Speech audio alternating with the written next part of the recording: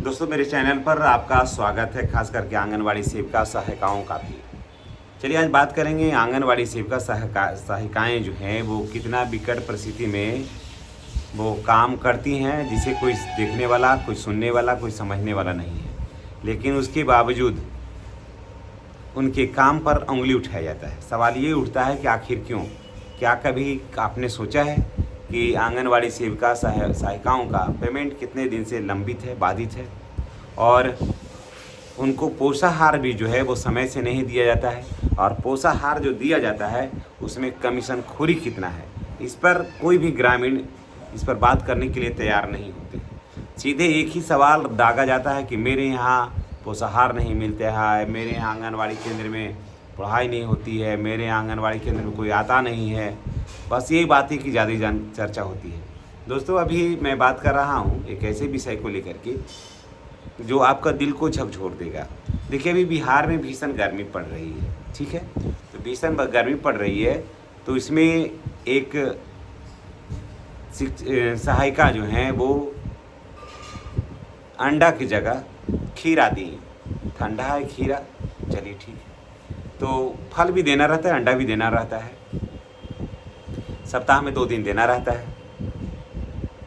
बहुत ज़्यादा गर्मी है, बहुत ज़्यादा गर्मी होने की वजह से खीरा ठंडा है, तो वहाँ जो सहायिका हैं, जो सेविका हैं, वो अंडा के बजाय खीरा दे दिए।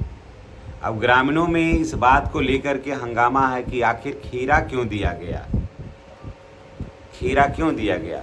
खीरा भी तो कोई सस्ता नहीं है।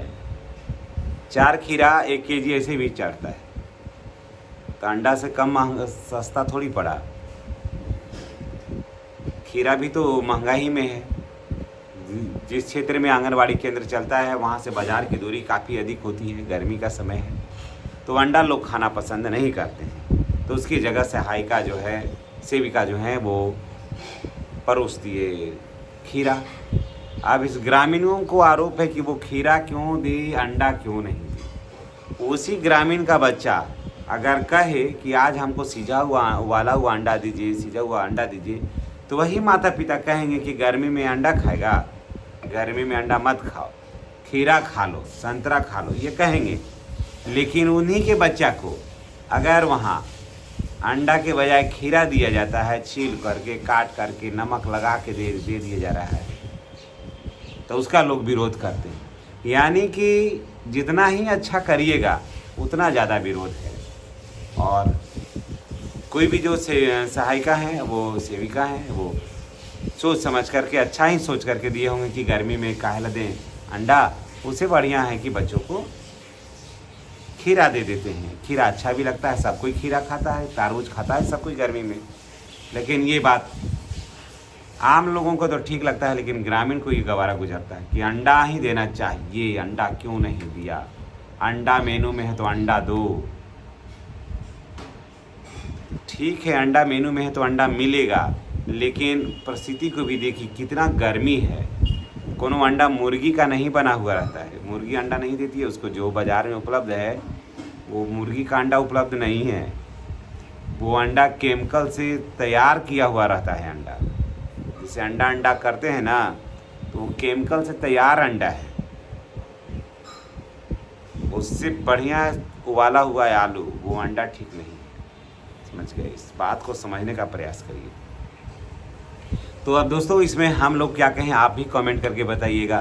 क्या इस भीषण गर्मी में जो सेविका हैं वो अंडा की जगह अगर बढ़िया से छील करके, बढ़िया से नमक लगा करके अगर खीरा दे दी हैं, तो इसमें बुराई क्या है? कमेंट करके बताइएगा। और आपके यहाँ का आंगनवाड़ी केंद्र कैसा चलता है ये भी बताइएगा। चलिए इसी के साथ हम आपसे विदा लेते हैं, लेकिन दर्द को वही समझ सकता है जिसने इस दर्द को झेला है।